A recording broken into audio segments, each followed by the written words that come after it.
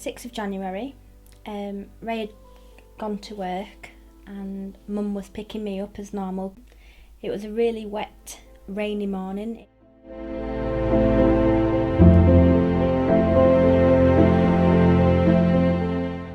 She accidentally put her foot on the wrong pedal and hit the accelerator and hit into me. And as she's known she's done it, she's managed to brake, steer off me, and I got flung back into a van, and I then dropped onto the floor and screamed out in agony, and initially thought, my baby, and in the background I heard Mum screaming and screaming, and I was just laid on the floor in a wet puddle. All I remember really was how panicky I was about my unborn baby and how cold I was.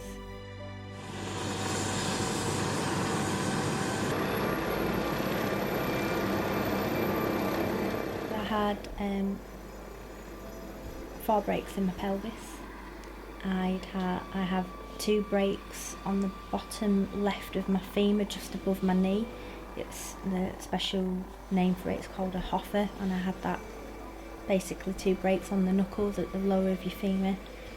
And then I also had 7 centimetres of my right tibia that had broken, resulted in an open fracture, and obviously I'd lost a lot of muscle tissue. And Ray was in the side room waiting, and Samuel was born at 6:15 that night. They kept me sedated overnight. They woke me up at 11 o'clock on the Thursday. My first question was, where's my baby? And I met Samuel at 2 o'clock that Thursday. I then met Mr. Tossanudis, who fixed my pelvis, who then said, it's gone really, really well. It's gone better than I expected, so you don't have to have any more surgery on your pelvis. I was moved onto Ward 22, the major trauma ward, where I met more and more people who had been there in the initial early days, and they were really great. They eventually managed to sort out that me, Ray and Samuel could be together as a family unit. I was introduced to a charity called Day One, and they were really good. There was lots of information in there for you about patients who had gone through trauma themselves, but there's also other information there about, you know, what you could do with your finances and people who you can talk to. And another great thing about Ward 22, you're surrounded by specialists, counsellors, physios who are been through this with similar patients, who offer you that reassurance that things will get better. When I got back to Ward 22, Day One were there for me, offering me support. But one of the most amazing things they did for me and for my family was surgeons were stressing how important it was that I get this knee moving, because obviously I was bedbound. And that's where Day One came in. They listened to what was going on, and they funded my CPM machine for me. And by the time I got home from my second operation, I came back to a CPM machine that was delivered.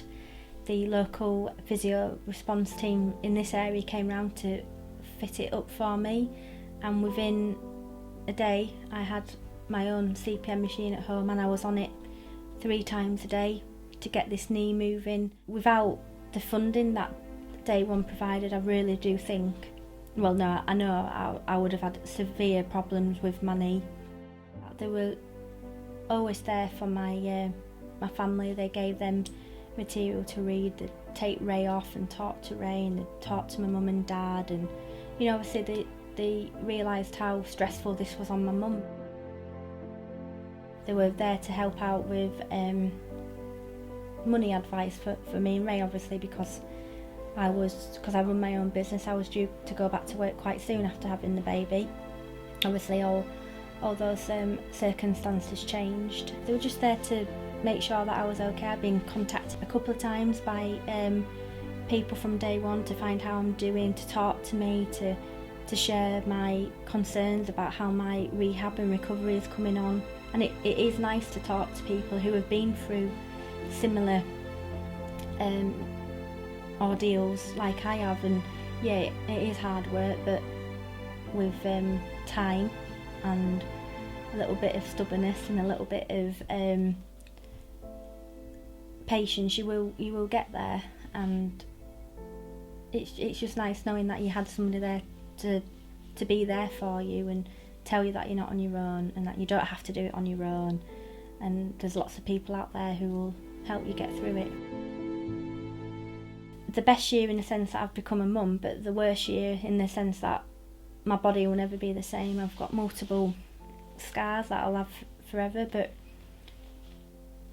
you just got to get on and like day one say, it's a start of your new journey, and I'm really grateful for all the help that they've provided me and my family. So I can chase after this little fella. So we're hoping that by the end of the year, maybe January, that I can be a bit more independent, maybe get back in a car, which will be an ordeal in itself, just to get back to being a normal mum and have a happy time with my baby.